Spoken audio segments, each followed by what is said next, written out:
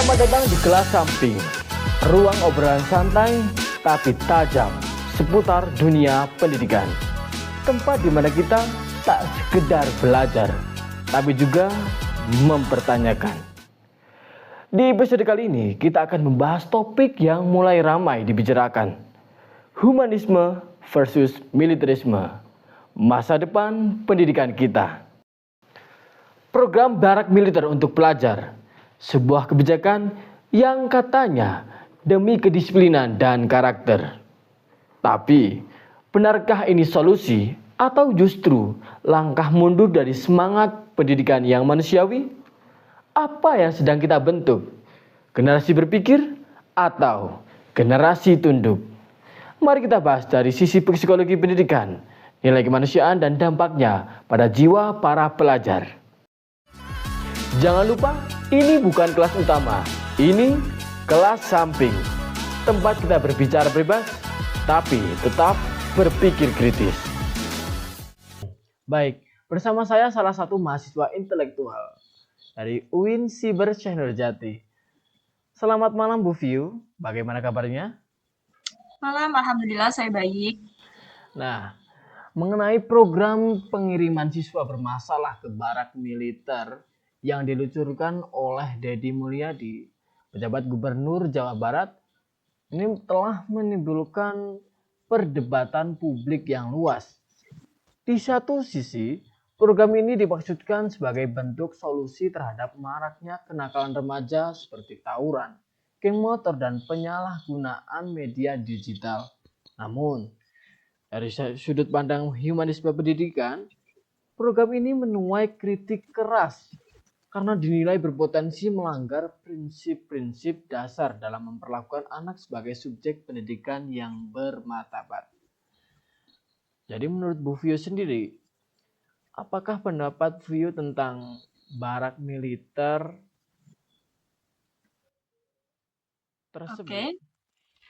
Jadi seperti yang sudah dikatakan bahwa latar belakang dari adanya program barak militer ini adalah adanya siswa-siswa yang dikatakan bermasalah atau nakal.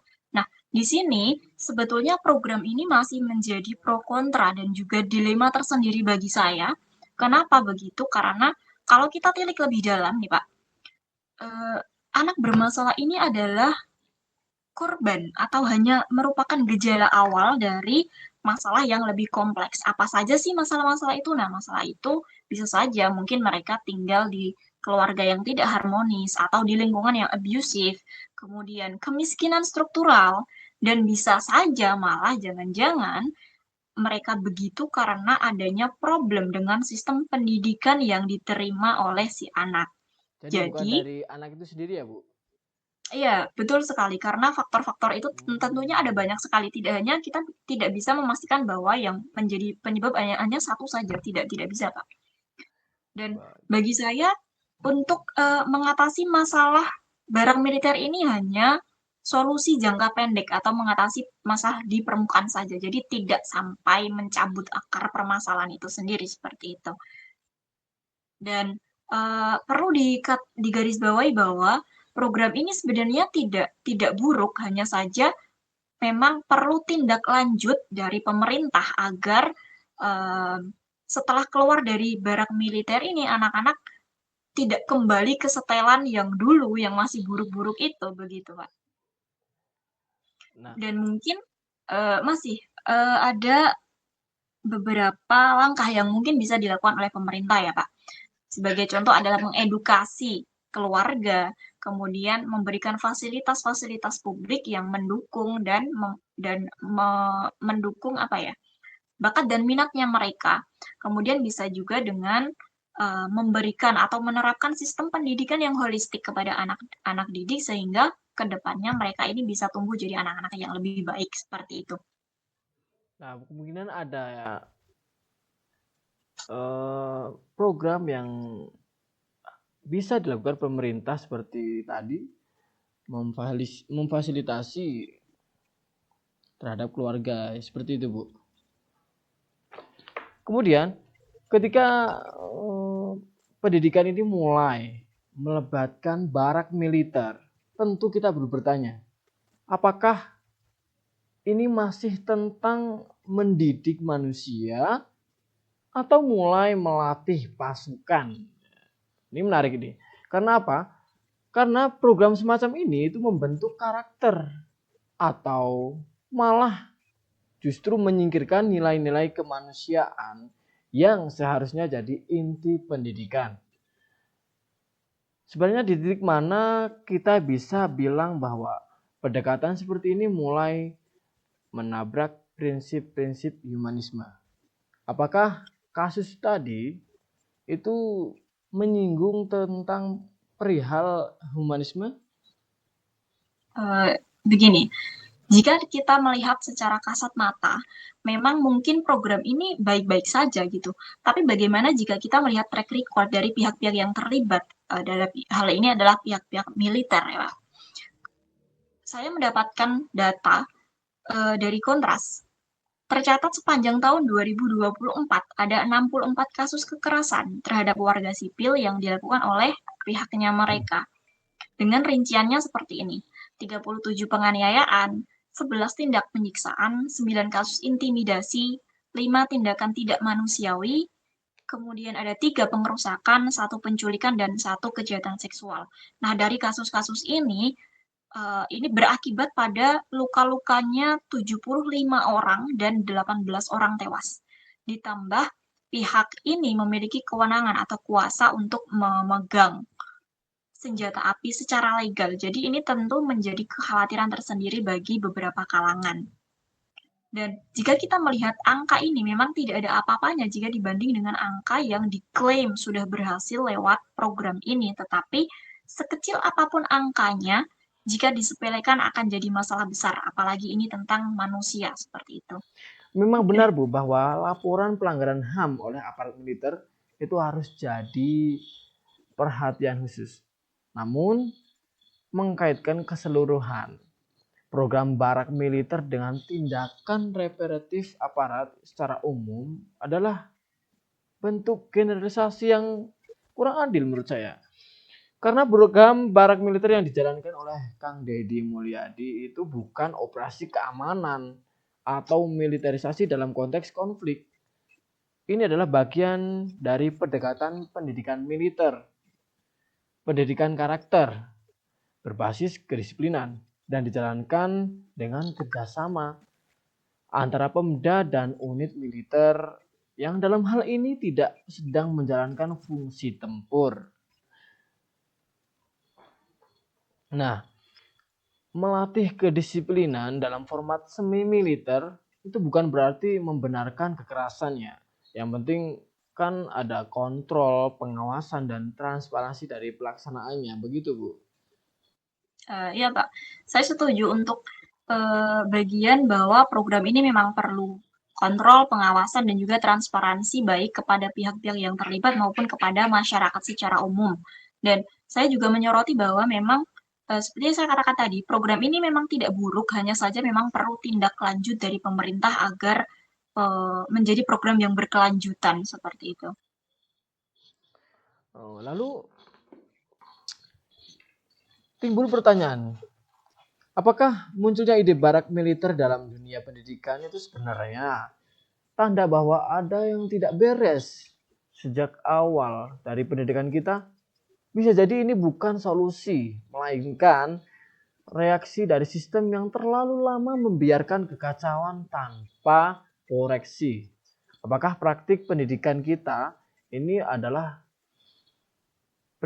praktik yang sudah cukup untuk membentuk karakter secara manusiawi, atau justru secara tidak sadar telah mendorong kita mencari jalan pintas yang kaku bahkan ekstrim? Dan kalau memang ada, apakah yang salah dengan pendidikan di Indonesia ini? Sebetulnya kalau dibilang salah mungkin tidak sampai lah, tapi mungkin memang perlu evaluasi lagi. Nah, kembali yang sudah saya sampaikan di awal bahwa pendidikan ini bisa menjadi salah satu faktor seorang anak memiliki perilaku yang menyimpang jika dasarnya memang tidak baik. Saya ingat salah satu statement menarik dalam sebuah buku psikologi pendidikan yang ditulis oleh Nun Zairina, di sana dikatakan bahwa kekacauan-kekacauan yang terjadi di masyarakat bangsa ini diduga bermula dari apa yang dihasilkan oleh dunia pendidikan. Tentunya ini menjadi sindiran bagi kita semua. Nah, berfokus pada pendidikan sendiri, pada dasarnya pendidikan ini kan bukan hanya proses transfer ilmu saja, tetapi juga bagaimana cara menanamkan karakter-karakter baik kepada peserta didik. Nah, belajar yang dipaksakan juga akan membuat proses belajar menjadi tidak berarti bagi mereka yang menjalani. Dan hal ini dapat mengakibatkan tidak tertanamnya nilai-nilai humanis tersebut. Sederhananya, mereka tidak berkembang secara holistik dan bisa jadi malah memiliki konsepsi yang salah dalam kehidupan sehingga dari konsepsi yang salah ini dapat menghasilkan tingkah laku ke depan yang menyimpang seperti kasus-kasus yang marak terjadi sekarang ini.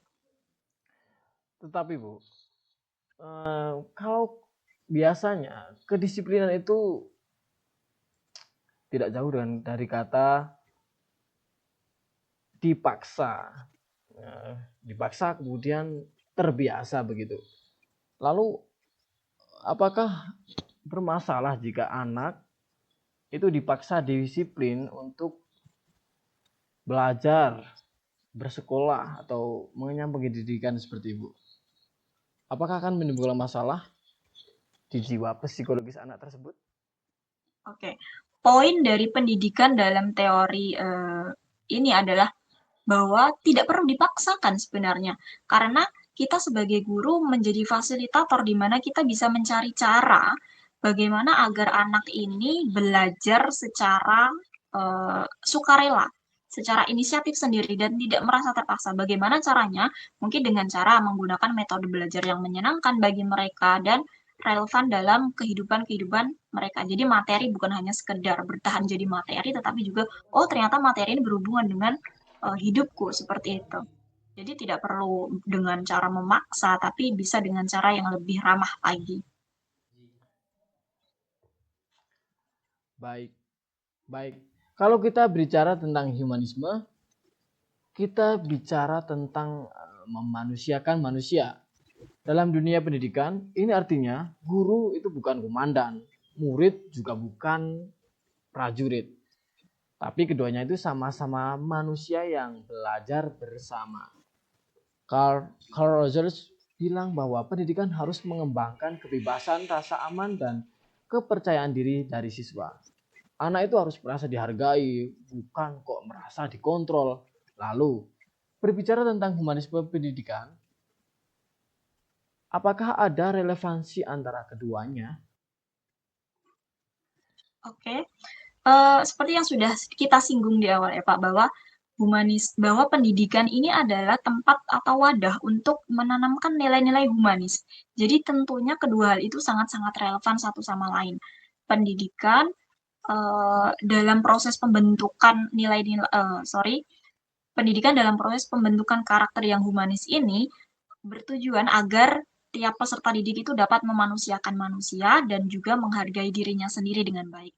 Dan untuk membentuk karakter ini memang diperlukan proses belajar yang tepat agar nilai-nilai itu bisa sampai dengan baik tanpa ada unsur terpaksa itu tadi.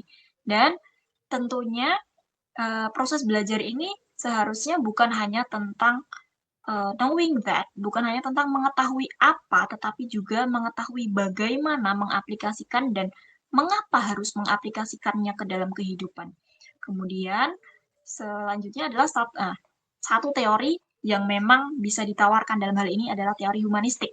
Teori humanistik ini memiliki konsep utama proses belajar harus berhulu dan bermuara pada peserta didik itu sendiri, pada manusianya sendiri. Jadi, tujuannya adalah untuk menghormati harkat dan martabat manusia.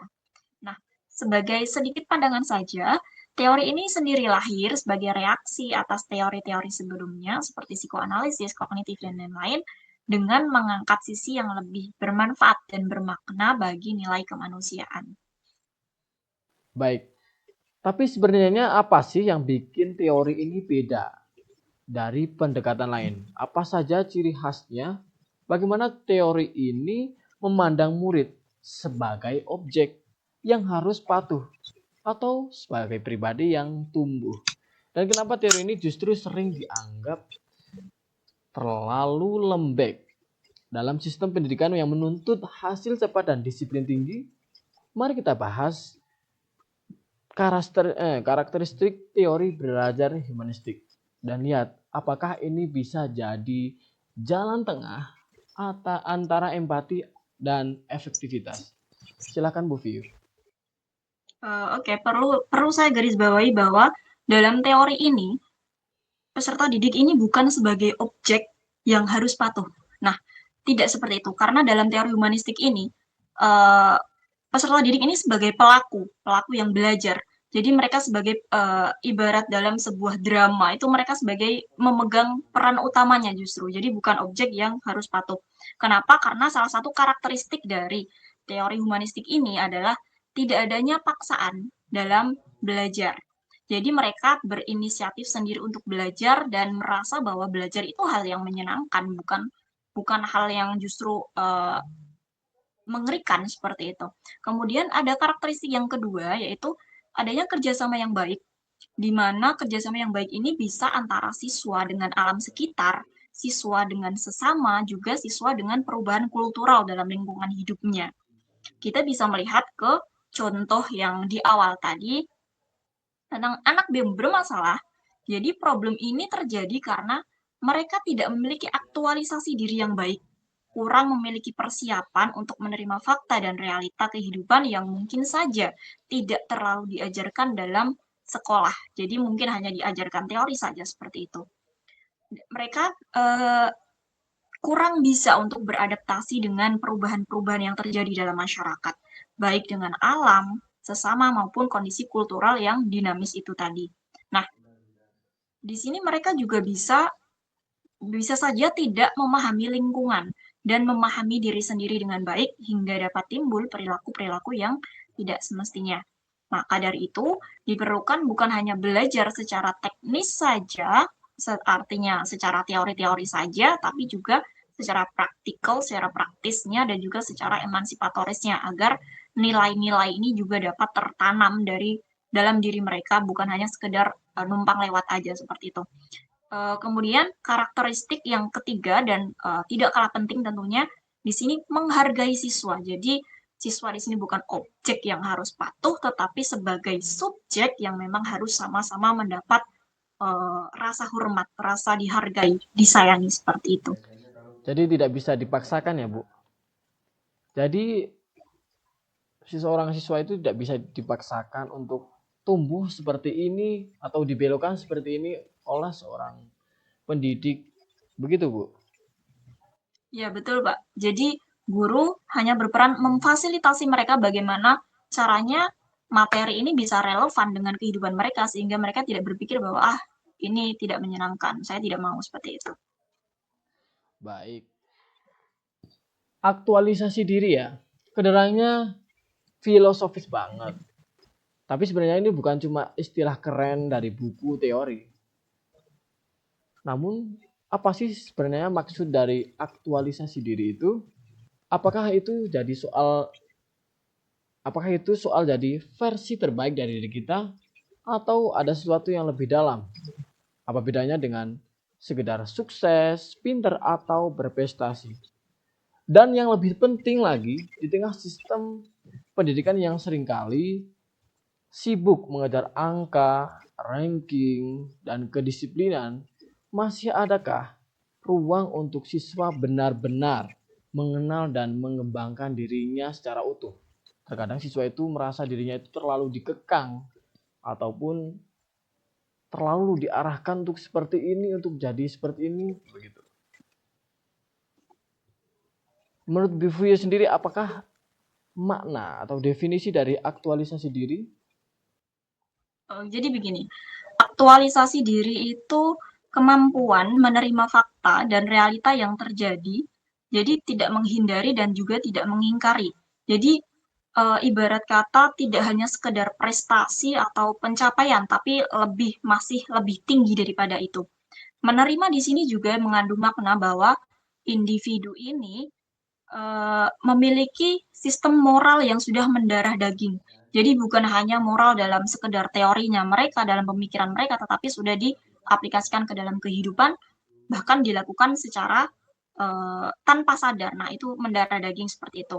Serta aktualisasi diri di sini adalah sikap di mana seseorang sudah tidak terpengaruh oleh otoritas orang lain, dalam artian sudah tidak terpengaruh oleh faktor lingkungan atau faktor-faktor yang datang dari luar dirinya.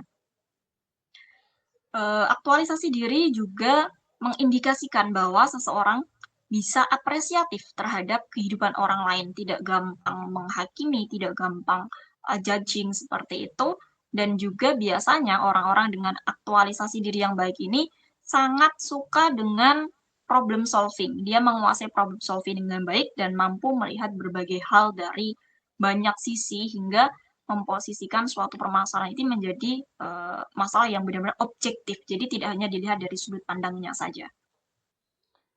Baik. Jadi tadi kita bicara tentang sebuah teori.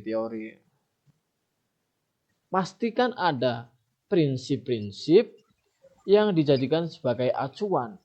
Lalu apa saja? Menurut Bu Vio, apa saja prinsip dari teori humanistik ini? Oke, jadi sebenarnya banyak sekali prinsip dalam teori-teori humanistik ini. Yang ingin saya garis bawahi atau yang paling saya soroti adalah yang pertama, belajar ini menjadi signifikan jika apa yang dipelajari memiliki relevansi dengan kebutuhan anak didik. Sebagai contoh kasus yang tadi, kita bisa mengintegrasikan antara materi dengan minat dan bakat mereka, sehingga potensi mereka juga dapat dikembangkan dan akan berpengaruh pada, oh, saya tidak perlu melakukan hal-hal negatif seperti ini karena apa yang saya butuhkan saya sudah dapatkan seperti itu. Nah, sebagian mungkin dari anak-anak yang bermasalah ini adalah mereka tidak mendapatkan rasa aman, mereka tidak mendapatkan rasa nyaman dari sebuah proses belajar, sehingga merasa bahwa justru mereka ini dikekang, mereka ini dipaksa. Ditambah jika hobinya tidak difasilitasi dengan baik, nah akibatnya inilah mereka dapat mencari pelampiasan ke hal-hal negatif yang lain di luar sana. Kemudian ada juga prinsip yang kedua tidak kalah pentingnya. Jadi belajar ini menyangkut bukan hanya soal isi otak, tetapi juga menyangkut perubahan dalam hal persepsi. Kalau kita lihat dari yang sudah ramai viral-viral ini, kita bisa mengatakan bahwa tiap anak itu bukan cuma perlu ditambah isi otaknya saja, tapi juga dipenuhi tangki kasih sayangnya seperti itu. Baik, kalau kita berbicara tentang teori belajar humanistik, kita itu nggak bisa lepas dari nama Abraham Maslow. Nah, Maslow ini terkenal banget lewat konsepnya yang berbentuk piramida. Bukan bangunan ya maksudnya. Tapi untuk menggambarkan kebutuhan siswa. Kebutuhan manusia dari yang paling dasar sampai yang paling ideal, yaitu aktualisasi diri. Tapi pertanyaannya, menurut Bevio, itu bagaimana sebenarnya tingkatan kebutuhan dalam piramida Maslow ini? Kenapa harus berurutan dari bawah hingga ke atas? Dan yang tidak kalah penting yaitu apa hubungannya dengan dunia pendidikan kita hari ini? Apakah mungkin seorang murid itu bisa fokus belajar kalau kebutuhan dasarnya saja belum terpenuhi? Misalnya lapar, tidak merasa aman, atau bahkan merasa tidak dihargai. Itu akan sangat berpengaruh atau tidak pada siswa tersebut. Oke, memang konsep dari tokoh humanis Abraham Maslow ini memang sangat menarik perhatian saya pribadi juga. Jadi, kalau saya bisa menggambarkan piramida itu dari yang terbawah adalah kebutuhan fisik. Kebutuhan fisik ini bisa berupa makan, minum, tidur, dan yang lainnya. Kemudian di tingkat kedua, dia ada kebutuhan atas rasa aman dan perlindungan. Seperti dia kesehatan atau perlindungan dari keluarganya, semacam itu. Kemudian di tingkat yang ketiga ini ada kebutuhan akan love and belonging. Jadi ada persahabatan, membangun koneksi dengan orang lain.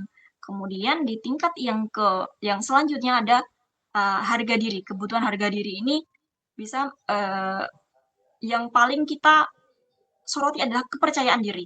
Jadi setiap anak itu butuh percaya diri untuk berkembang seperti itu. Kemudian yang paling atas itu tadi puncaknya adalah bisa sampai kepada aktualisasi diri. Nah, pemenuhan kebutuhan yang lebih rendah mendorong individu naik ke tingkat pemenuhan kebutuhan yang lebih tinggi.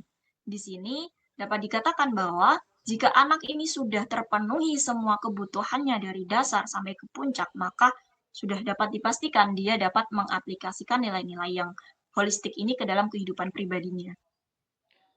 Betul sekali, Bu. Maslow juga menyatakan bahwa kebutuhan yang lebih rendah itu harus dipenuhi terlebih dahulu sebelum individu itu naik ke tingkat kebutuhan yang lebih tinggi.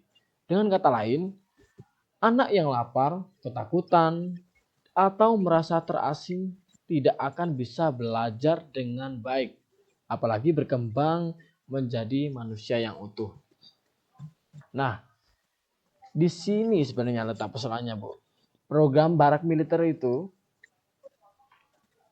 program yang siswa bermasalah justru berpotensi mengabaikan atau bahkan merusak tingkat-tingkat dasar dari piramida Maslow. Karena apa? Karena yang pertama, lingkungan yang keras, penuh aturan dan disiplin ketat itu bisa mengecam rasa aman pada anak. Kemudian relasi yang dibangun berbasis otoritas dan tekanan membuat anak justru merasa tidak diterima, tidak disayangi atau merasa tidak dilibatkan. Alih-alih membangun harga diri, program seperti ini sering membangun rasa takut atau tunduk yang bersifat semu. Akibatnya, alih-alih menuntut anak menuju aktualisasi diri, program semacam ini justru menghentikan proses perkembangan mereka secara psikologis maupun emosional. Tapi, mungkinkah ada tokoh lain seperti Habermas yang membagi tipe belajar menjadi 3? Silakan, Bu Vio, jelaskan bagaimana tipe belajar tersebut. Baik, sebetulnya sudah sedikit saya singgung tadi tentang 3 tipe belajar. Jadi menurut Habermas ini tipe belajar anak itu dibagi menjadi 3. Yang pertama adalah tentang technical learning. Technical learning ini dia bagaimana individu berinteraksi dengan alam sekitarnya. Yang kedua ada tipe belajar practical learning, di mana dia berinteraksi dengan sesama manusia. Bagaimana dia memperlakukan manusia lain itu dia masuk ke bisa masuk ke practical learning. Kemudian yang ketiga ada emancipatory learning. Emancipatory learning ini maksudnya adalah tipe belajar di mana individu berusaha mencapai pemahaman dan kesadaran tentang perubahan kultural dari suatu lingkungan. Jadi dia sudah bisa, situasinya sudah berubah dari A menjadi B. Jadi saya harus bisa menyesuaikan diri untuk bagaimana saya bisa terus berlanjut ke titik B itu tadi. Atau nanti bisa berubah lagi. Jadi dia langsung bisa beradaptasi dengan perubahan-perubahan seperti itu. Begitu menurut tipe belajar menurutnya Habermas. Baik. Oke. Kalau kita berbicara tentang belajar, seringkali kebayang belajar itu cuma hafalan atau mengerjakan soal ujian. Tapi, apa benar belajar itu intinya cuma yang seperti itu? Nah, ada satu konsep yang cukup lama, tapi masih relevan untuk kita terapkan sekarang, yaitu taksonomi Bloom.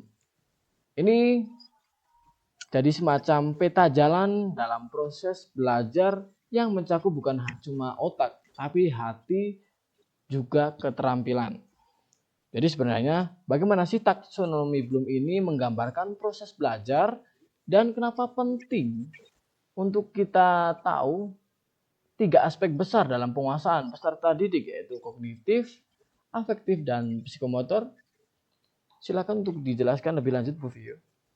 Oke, jadi taksonomi Bloom ini memang jika dilihat paling banyak dipakai di Indonesia, terutama dalam proses pembuatan butir-butir soal, menyesuaikan dengan tingkat pemahaman siswa, juga tingkat kesulitan dari materi yang diajarkan. Nah, menurut taksonomi Bloom ini, penguasaan siswa itu memang meliputi 3 kawasan, jadi bukan hanya tentang hafalan atau tentang mengingat, memahami saja, tetapi yang pertama dalam hal kognitif. Kognitif ini dari yang terbawah mencakup pengetahuan, pemahaman, aplikasi, analisis, sintesis, dan juga evaluasi.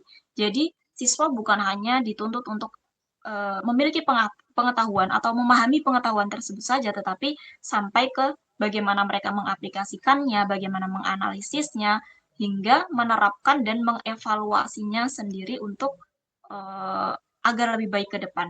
Kemudian kawasan yang kedua di sini adalah psikomotor. Psikomotor ini biasanya berkaitan dengan gerak. Nah, gerak ini meliputi tingkatannya peniruan, penggunaan, kemudian ketepatan, perangkaian, hingga naturalisasi. Sampai anak-anak ini bisa bertindak natural tanpa perlu dipikirkan lagi seperti itu. Kemudian ada juga kawasan yang ketiga yaitu afektif.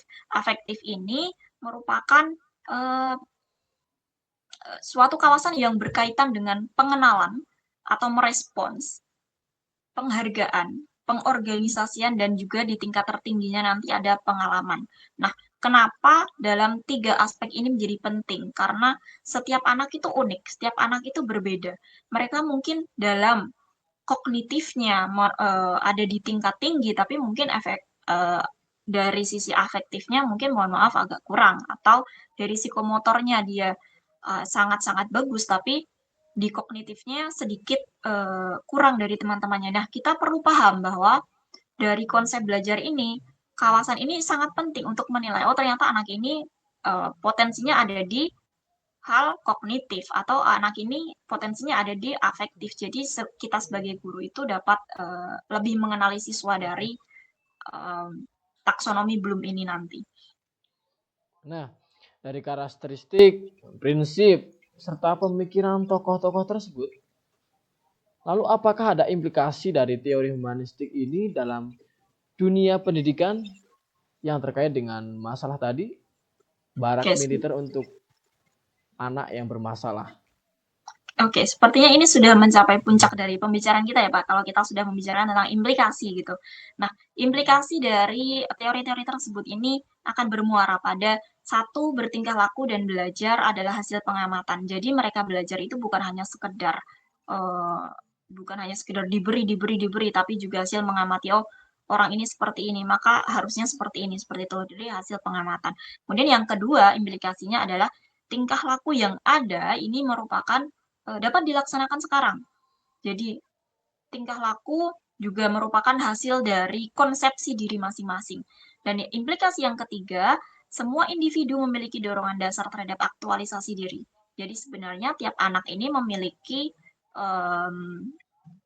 dorongan atau memiliki kesempatan untuk menempatkan dirinya untuk memiliki aktualisasi diri ini, tergantung bagaimana dia didorong, dimotivasi, dan dipenuhi kebutuhan sesuai piramida itu tadi, seperti kata Maslow. Kemudian implikasi yang selanjutnya di sini ada sebagian besar tingkah laku individu adalah hasil dari konsepsi diri tadi, dan yang terakhir ada mengajar adalah membantu individu untuk mengembangkan suatu hubungan yang produktif dengan lingkungan dan memandang dirinya sebagai pribadi yang cakap. Jadi proses pendidikan atau mengajar itu bukan hanya mentransfer ilmu, tetapi juga membuat atau mengarahkan peserta didik agar mereka sadar bahwa diri mereka ini ya berharga, diri mereka ini cakap, diri mereka ini bisa menjadi pribadi yang baik seperti itu. Dan jika membicarakan pendidikan modern, teori ini dapat diterapkan dalam perencanaan pembelajaran online yang sedemikian rupa sehingga merangsang pengalaman pribadi dan kemandirian peserta didik di kehidupannya masing-masing. Baik, Meskipun program barak militer yang diinisiasi oleh Deddy Mulyadi memiliki niat yang baik, pendekatan yang digunakan bertentangan dengan prinsip humanisme. Menghadapi kenakalan remaja itu tidak cukup hanya dengan metode militeristik yang menekankan pada kedisiplinan fisik, tapi harus melalui pendekatan yang menghargai harkat dan potensi setiap anak. Pendidikan yang memanusiakan manusia adalah jalan yang semestinya ditempuh dalam membentuk generasi muda yang tidak hanya taat, tetapi juga sadar, bertanggung jawab, dan berjiwa merdeka. Mungkin ada closing statement yang bisa Bu Vio sampaikan? Oke, sedikit saja closing statement dari saya, bahwa anak-anak bukanlah mesin yang bisa diperbaiki dengan kerasnya palu, tapi taman yang harus dirawat dengan sabar. Jika kita ingin mereka tumbuh, kita harus lebih dulu memenuhi tanah, cahaya, dan airnya, bukan mencabut paksa akarnya. Karena dalam pendidikan, memanusiakan manusia selalu lebih penting dari sekadar mendisiplinkan tubuhnya. Sangat menarik sekali closing statement dari Bu Vio. Akhirnya kita sampai pada penghujung podcast pada malam ini. Terima kasih atas waktu, kesempatan, dan pengetahuannya Bu Vio. Mungkin kita bisa bertemu lagi dalam podcast selanjutnya. Terima kasih. Sebelumnya saya ingin mengucapkan terima kasih atas kesempatan untuk berbincang tentang teori humanistik ini. Semoga apa yang kita diskusikan hari ini bisa menambah wawasan dan juga sudut pandang kita gitu ya Pak. Baik. Dan semoga sampai bertemu lagi di kesempatan selanjutnya. Terima kasih. Itulah obrolan kita pada hari ini di kelas samping. Terima kasih karena duduk bersama di kelas yang tidak resmi ini.